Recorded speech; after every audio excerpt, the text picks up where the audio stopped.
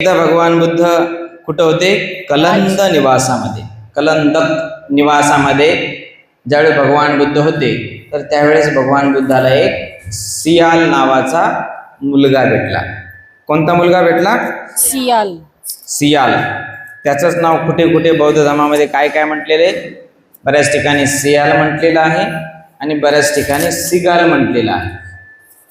Okay, हल बऱ्याच ठिकाणी सियाल म्हटलेलं आहे आणि बऱ्याच ठिकाणी सिगाल असं म्हटलेलं आहे. मग सिगालला भगवान बुद्ध काय सांगतात? तो सकाळी उठतो आणि उठून सकाळी सकाळी आंघोळ करतो आणि आंघोळ झाल्यानंतर फ्रेश होतो आणि फ्रेश झाल्यानंतर तो काय करतो? 10 दिशांची पूजा करतो. 8ही दिशाची पूजा करतो. 10ही दिशाची, 4 दिशा, 4 उपदिशा, 2ही दिशाची पूजा करतो. कशी पूजा करतो? पूर्वेला तोंड करतो,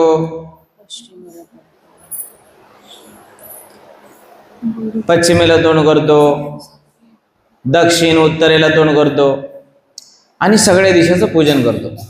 बरोबर आहे. सूर्याचं कसं वंदन करतात लोक? सूर्योदय झाला की सूर्यवंदन करतात है ना. चंद्र दिसला की पौर्णिमेला चंद्राचं दर्शन करतात. तसंच याला आई वडिलांनी सांगितलं होतं की तू दिशाची पूजा करायची. कशाची? दिशांची. दिशेची. मग भगवान बुद्धाने त्याला सांगितलं की दिशाची पूजा केल्याने काय होत नाही रे, दिशाची पूजा नको करू बावळट. एवढं दिशाची पूजा केल्याने काही फायदा नाही. तू तुझ्या आईवडिलाची सेवा कर. तू तुझ्या भावा बहिणीची सेवा कर, आलेल्या गुरुजनांची सेवा कर, तू तुझ्या आप्तेष्ट नातेवाईक ज्येष्ठांची तू सेवा कर. दिशाची पूजा केल्याने काही फायदा नाही. आई वडिलांची सेवा महत्वाची. आपल्यापेक्षा जे श्रेष्ठ आहेत त्यांची पूजा महत्वाची आहे. हे फार महत्वाचं. पूर्व दिशा ही कोणाची मानली जाते? आई वडिलांची मानली जाते. मग पूर्व दिशा आई वडिलांची समज. भगवान बुद्ध म्हणतात की आई वडील हे आपल्यासाठी सर्वश्रेष्ठ असतात, देवापेक्षाही श्रेष्ठ असतात, कोणापेक्षाही श्रेष्ठ असतात.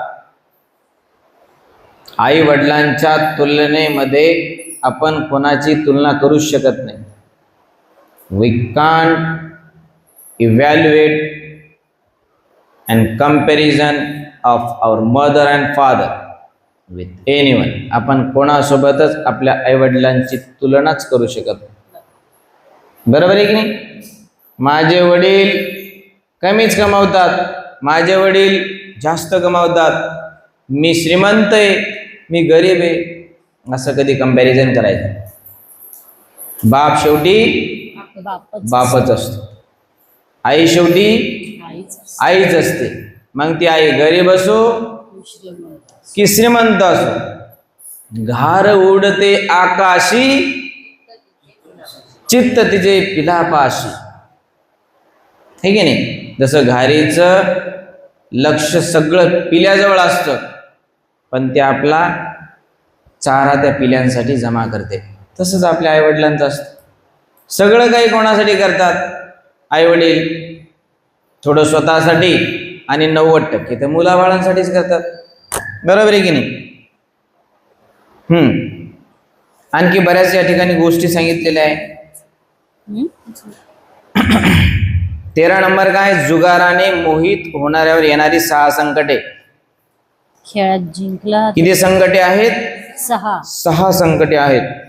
खेळात जिंकला तर त्याचे सहकारी त्याचा द्वेष करतात, हरला तर द्रव्यनाशाबद्दल तो स्वतः शोक करतो, त्याच्याजवळ नगदी संपत्ती व्यर्थ जाते, न्यायालयासमोर त्याच्या शब्दाला किंमत उरत नाही, त्याचे मित्र आणि सहकारी त्याचा तिरस्कार करतात, लग्नासाठी त्याला कोणीच मागणी घालीत नाही. बरोबर आहे? आणि अशा जुगारी माणसाला बायको कोणी देत नाही. जुगाऱ्याला बायकोचे पालन पोषण कसेच करता येत येणार. हे किती दोष आहेत? 6 दोष आहेत. हे तुम्ही नंतर लिहून घ्या. 14 नंबर काय? कुसंगतीने 6 प्रकारचे संकटे ओढावतात. बरोबर आहे. आपला जर मित्र चांगला असेल तर आपली प्रगती चांगली होते, आणि आपले मित्र जर वाईट असेल तर आपली प्रगती दुर्गती झाली म्हणून समजा, आपण खड्ड्यात गेलो म्हणून समजा. कोणते संकट आहेत ते? जुगारी, व्यभिचारी, दारू. ती म्हणजे त्याला जुगारी, व्यभिचारी, दारूबाज, लबाड, पैसे खाऊ आणि हिंसक मनुष्याशी जर मैत्री जडली तर त्याला अशा पद्धतीचे 6 संकटे भोगावे लागतात. म्हणून जीवनामध्ये कोणत्याही जुगारी, व्यभिचारी, आळशी, लबाड, पैसे खाणाऱ्या अशा हिंसक माणसापासून आपण सदैव 2 हात नाही तर 10 हात लांब राहिलं पाहिजे, है ना.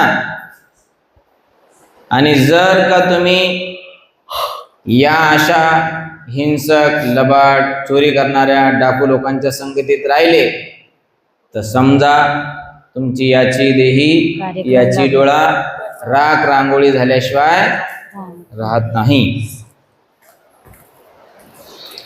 15 नंबर काय? आळशीपणाच्या सवयीने उडवणारी 6 संकटे म्हणजे तो फार थंडी आहे म्हणून काम करीत नाही, तो फार गरमी आहे म्हणून काम करीत नाही, अद्याप अवकाश आहे किंवा आता फार उशीर झाला म्हणून मी काम करीत नाही, तो काय म्हणतो मला फार भूक लागली आहे म्हणून मी काम करीत नाही, तो काय म्हणतो हातात फारच काम आहे म्हणून मी काम करीत नाही.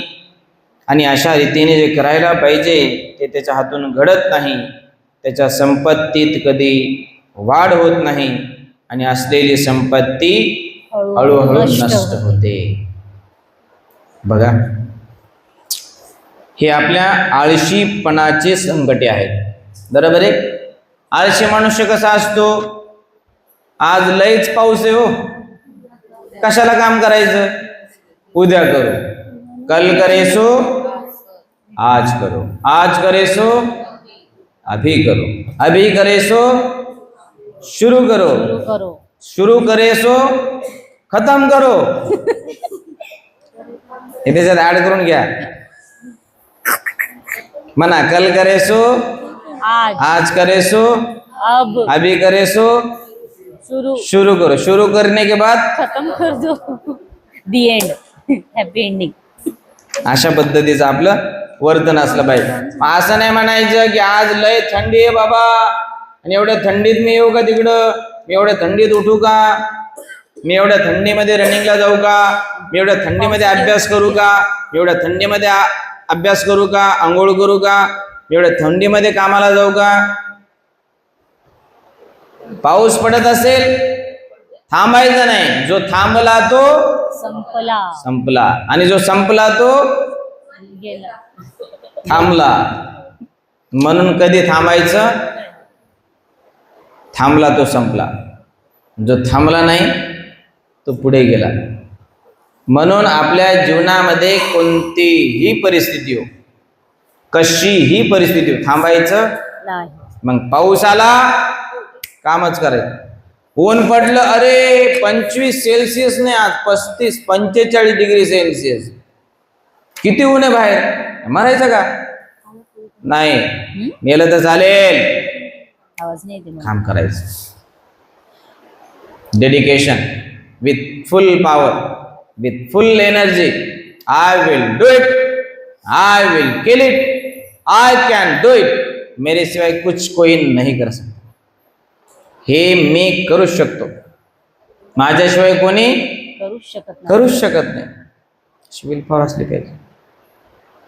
थंडी, ऊन, हिवाळा, पावसाळा, थंडाळा, हे कोणतं सीझन आहे?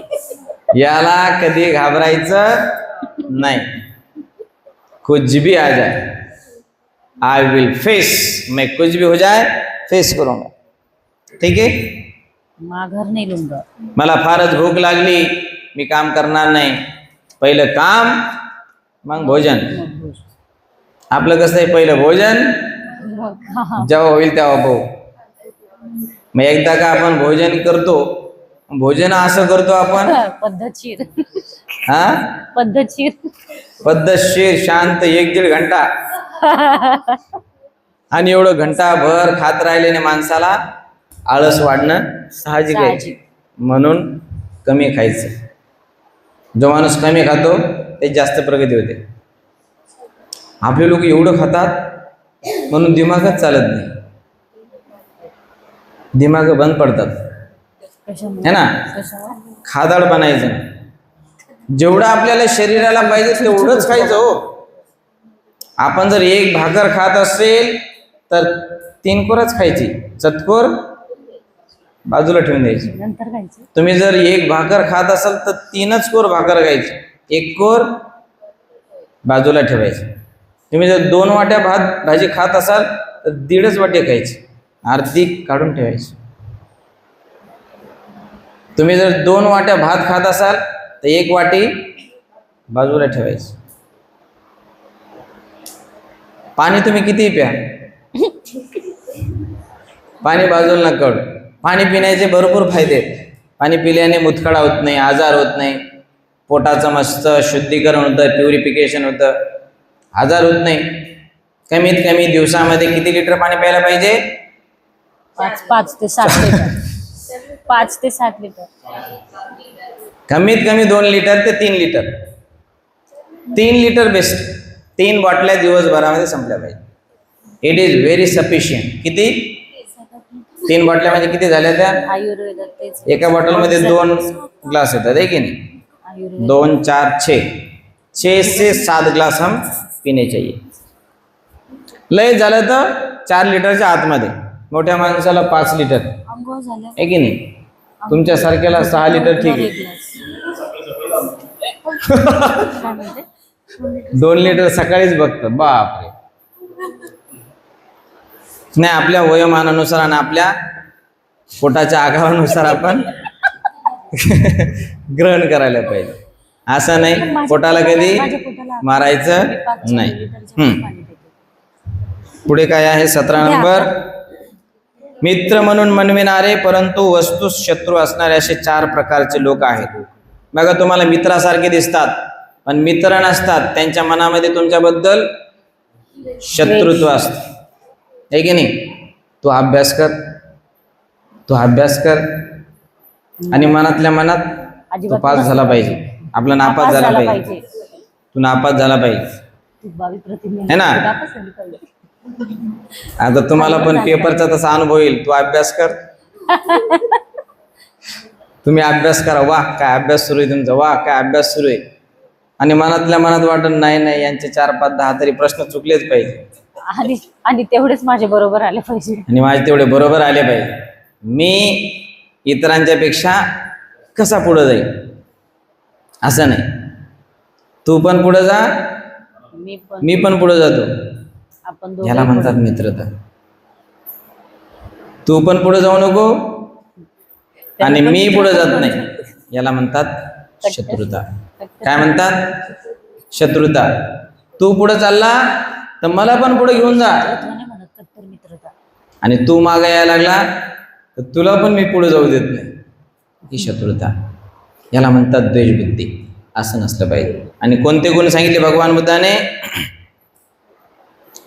अशा 4 मित्रासारख्या दिसणाऱ्या पण शत्रूसारख्या असणाऱ्या लोभी माणसापासून, नुसता बडबड्या माणसापासून, खुशामत्या करणाऱ्या, खुशामध्ये प्रशंसा करणाऱ्या, वा तुमच्यासारखं तर तुम्ही येतं लय भारी, तुमच्यासारखं देव माणूस तर कुठं मी जगात पाहिलाच नाही.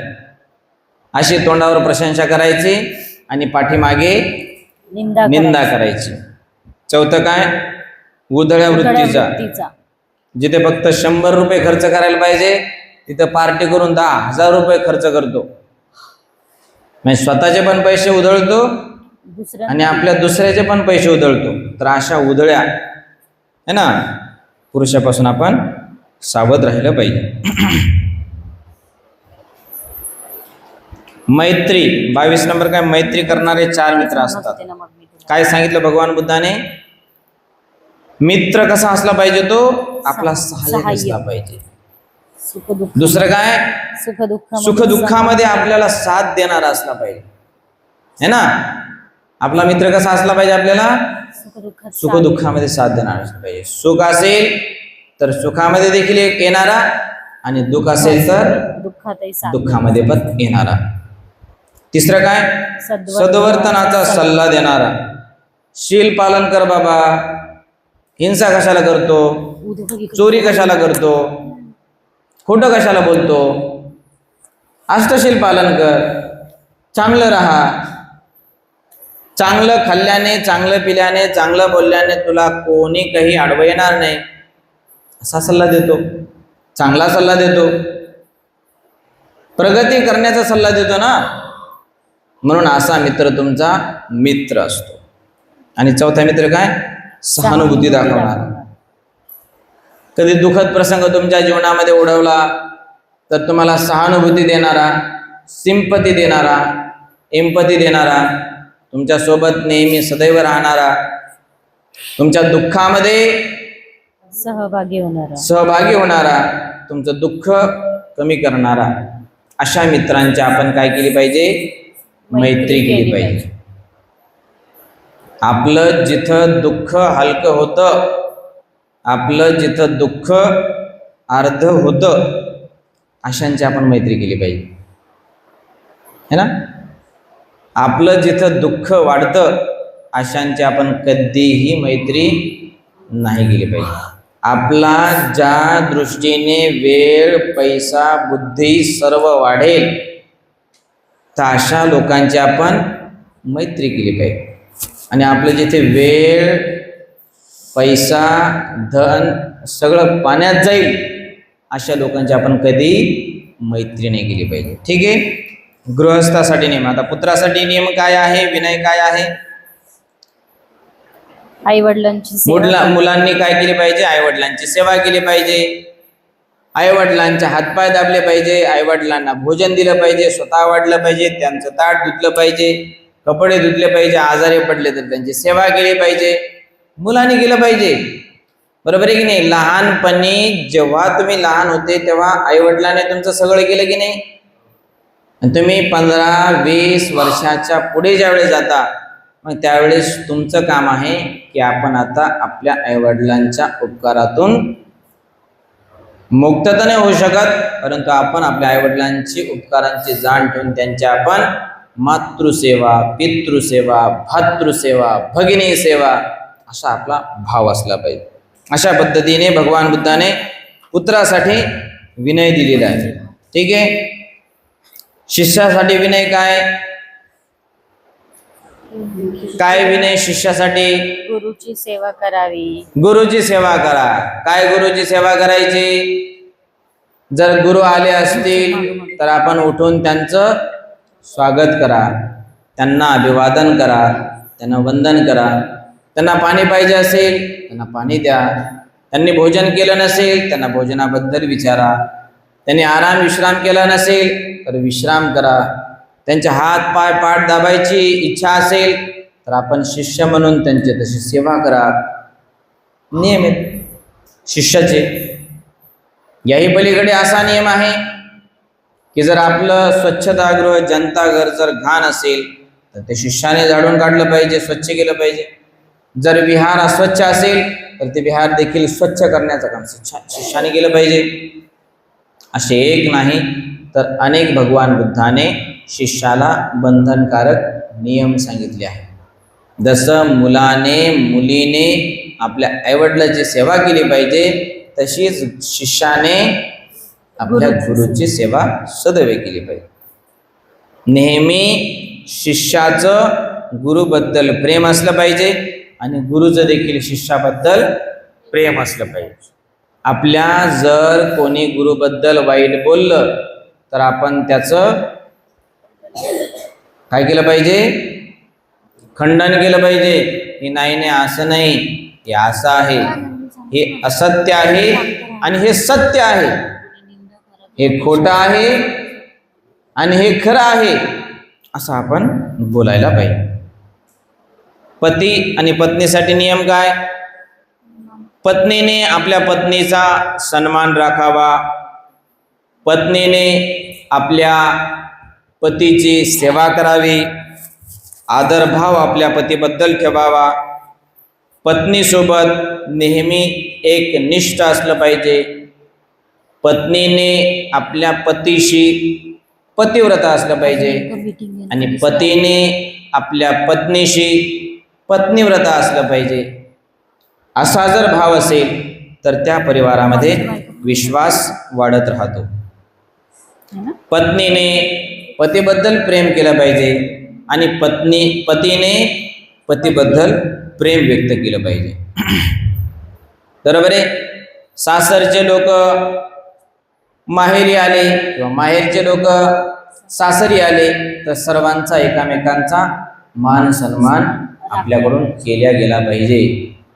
बरोबर आहे की नाही? या बसा, चहा घ्या, पाणी घ्या, भोजन केलं का भोजन वाढते, असा प्रेमभाव असला पाहिजे, मैत्रीभाव असला पाहिजे. पाहुणचार, सदाचार असा जर आपला दृष्टिकोन असेल तर निश्चितच त्या घरामध्ये सुख शांती राहते, ठीक आहे नाही? आणि ज्या घरामध्ये पाहुण्यांचं स्वागतच होत नाही त्या घरामध्ये असं भन्नाट वाटतं, उदास वाटतं.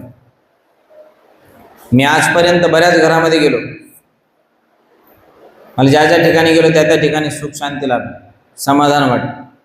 असं मला कुठंच आढळलं नाही की अरे इथं भन्नाट वाटायलं किंवा इथं नरकासारखं वाटायला लागलं, अच्छा फील ही नाही उरा, असं नाही. म्हणजे याचा अर्थ सगळे लोक आपले श्रद्धावान आहेत, चांगले आहेत, सदाचाराचं पालन करणारे, शिलाचं पालन करणारे आहेत, ना की शिलाचं उल्लंघन करणारे आहे ना.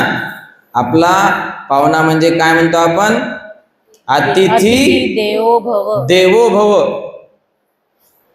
आता उलटे अतिथी जावो भव लवकरात लवकर है ना? जावो भव. धनी व सेवक यांच्यासाठी काय विनय आहे? धन्याने आपल्या नौकराची जी इच्छा असेल ती आपण पूर्ण करावी. धन्याने म्हणजे मालकाने आपल्या नौकरावर लक्ष ठेवावं, त्याचं वेळोवेळी काय करावा? पगार करावा, जेवलं का विचारावं है ना. नौकराला पण बरं वाटतं ना. अशी जर आपण आपल्या नौकरांची, आपल्या सेवकांची जर आपण काळजी घेतली त्यांना पण बरं वाटतं. नाही गड्या माझे मालक मला विचारतात आणि असले नसले तर मला कधी पैसे देतात. नाही बाबा मी कामात आहे, हे जर 100 रुपये 200-500 रुपये मी कामात आहे, तू भोजन करून घे असं विचारतात. आणि मग असा जर मालक एखाद्याला भेटला तर मग सेवक सगळ्या गल्ली बोळात नगरात तो प्रचार करतो की माझा मालक चांगला आहे. आणि मालक जर का वेळेवर पगार देत नसला, खायला प्यायला विचारित नसला तर आपण अशा मालकाकडे 15-20 काय 30,000 रुपये जरी महिना दिला तरी आपण काम करू शकत नाही, काम करतच नाही. बरोबर आहे की नाही? मग आपल्याकडे कोण कोण असतं नोकर चाकर? धुण्यावाली, भांड्यावाली, गाडी ड्रायव्हर, आणखी काय काय. तर या सर्वांची आपल्याकडून काळजी घेतल्या गेली पाहिजे. त्यांच्या खाण्यापिण्याबद्दल सर्वांबद्दल जशाचं तसं नाही, पण जे महत्वाचं आहे. आणि सेवक देखील त्यांना मग असं वाटतं की नाही माझे मालक मला काळजी घेतात, विचारपूस करतात आणि मी माझ्या धन्याची सेवा केली पाहिजे, मी त्यांना कधी सोडलं नाही पाहिजे. झालं 15,000 रुपये महिना आहे ना, त्यांच्याकडेच राहायचं.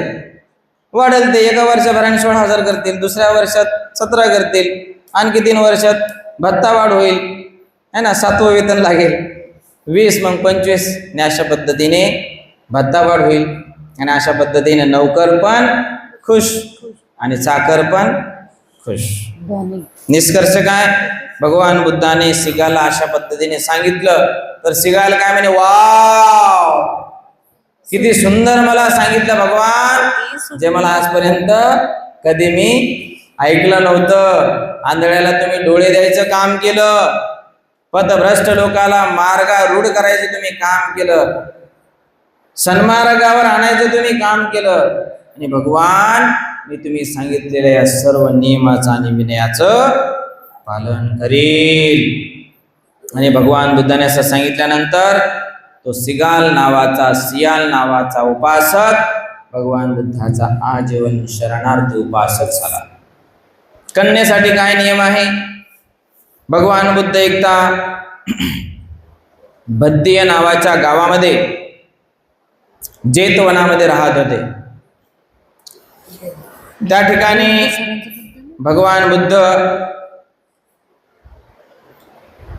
तेथे मेंढकाचा नातू उग्गह याने त्यांना भेट दिली आणि अभिवादन करून तो बाजूला बसला आणि भगवान बुद्धाला उग्गह काय म्हटला? भगवान बुद्ध माझ्या घरी उद्याच्या भोजनासाठी या. कोणी विनंती केली? उग्गहाने.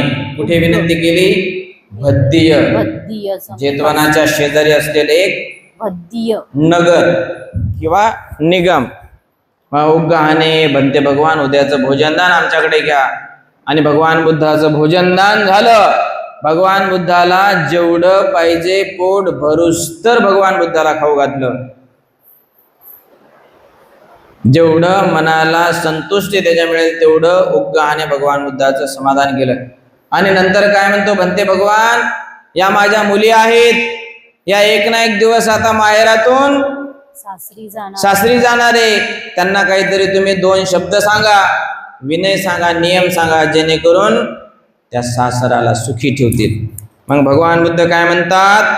पहिलं की आपल्या मुलींनो तुम्ही अशा प्रकारचे वर्तन ठेवा की आमचे आई बाप आमचे सुख आणि हित साधण्यासाठी प्रेमाने ज्या पतीच्या हाती आमचा हात देतील त्या पतीविषयीच्या प्रेमबुद्धीने आम्ही सकाळी लवकर उठू आणि सर्वांच्या शेवटी झोपू, मनपूर्वक काम करू, कुठलीही गोष्ट करायला सांगताना ती गोडी गुलाबीने करायला लावू, नेहमी कडू आवाजात बोलू, गोड आवाजात बोलू.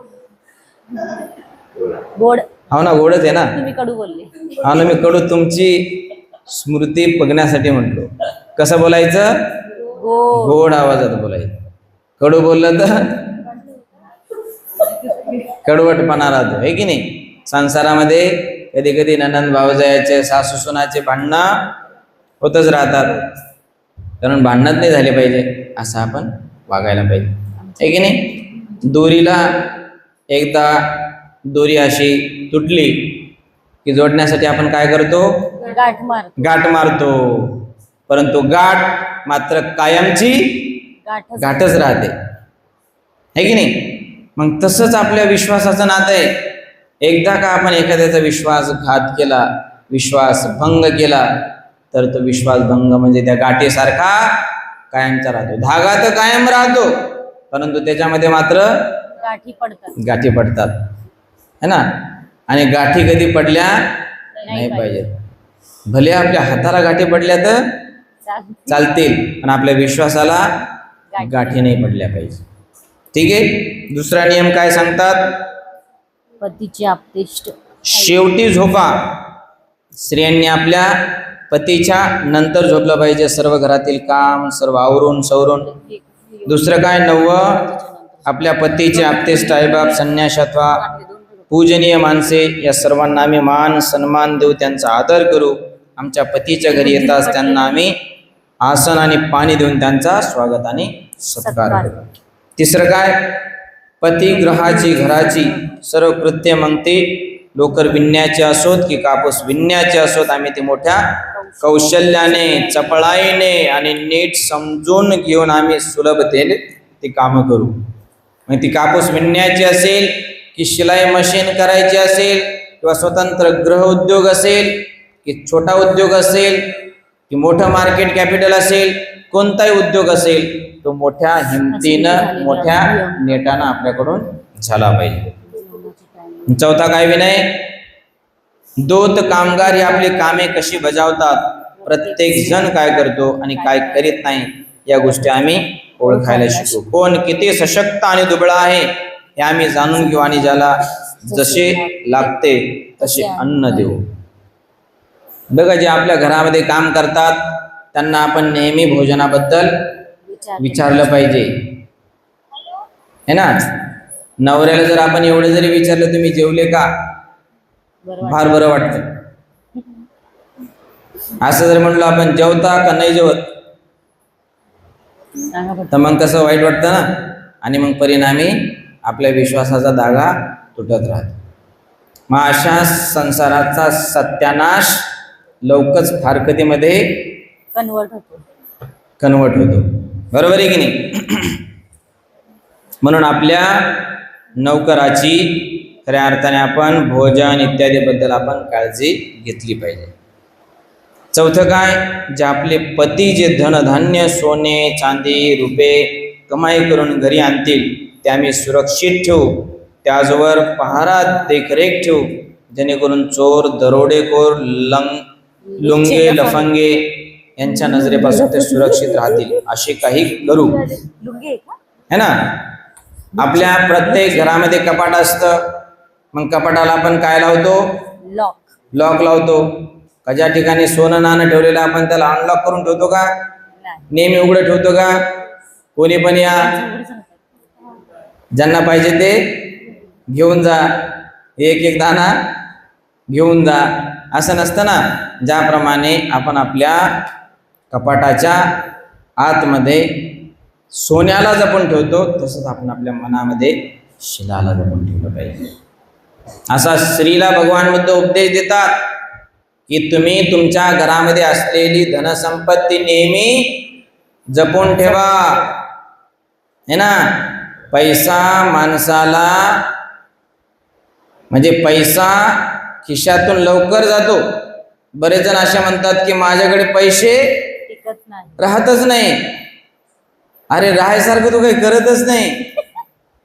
नेहमी घडी घडी दारू बिड्या तंबाखू पुडी असं जर खात पित असेल तर अशा माणसाकडे पैसा राहतो का, नाही राहत, कधीच राहणार नाही. आणि बघा, जो नशापान करत नाही, आपलं वेळेच्या वेळेस सगळं काम करतो, अशा माणसाकडे पैसा सगळं सगळं सगळं राहतं, है ना. म्हणून अशा गोष्टी भगवान बुद्धाने ज्या माहेरातून सासरी जाणाऱ्या मुली आहेत त्यांना भगवान बुद्धाने अशा पद्धतीचे विनय सांगितले. म्हणून या ठिकाणी तुम्ही देखील लक्षात घेतले पाहिजे, तू लक्षात घेतलं पाहिजे, तुम्हाला पण लक्षात ठेवायला पाहिजे की हे आम्हाला भविष्यामध्ये कामी येणारच आहे. आणि तुम्ही पण फक्त मान डोलवले नाही पाहिजे, तर हे आम्हाला पण भगवान बुद्ध साक्षात सांगतात असं आपण धारण केलं पाहिजे. म्हणजे लग्न झालं म्हणजे सगळंच झालं असं नाही. लग्न झाल्यानंतर पण फार मोठ्या जिम्मेदारी असतात, त्या आपल्या जिम्मेदारी पार पडल्या पाहिजे. जिम्मेदारीला कधी मुकायचं नाही, जिम्मेदारीला कधी चुकायचं नाही. जे आपल्याला करायचं ते करायचं, भले मग ऊन असो, वारा असो, पाऊस असो, उन्हाळा असो, पावसाळा असो, हिवाळा असो की थंडाळा असो, काहीही असो, पण मी माझं काम पूर्ण केल्याशिवाय राहणार नाही. अशा पद्धतीचा आपला संकल्प असला पाहिजे. आज आपण या ठिकाणी इथेच थांबू. उद्या आपण 6व्या खंडाला सुरुवात करूया. भगवान बुद्ध आणि त्यांचे समकालीन.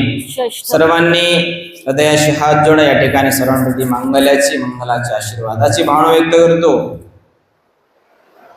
भवतो सर्वमंगला राखांतो सर्वदेवता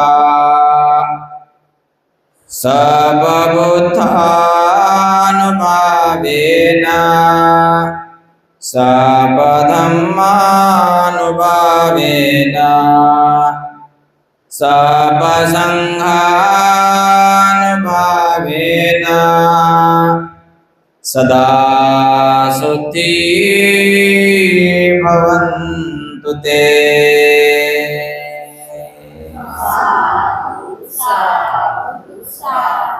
बुद्धं नमामि, धम्मं नमामि, संघं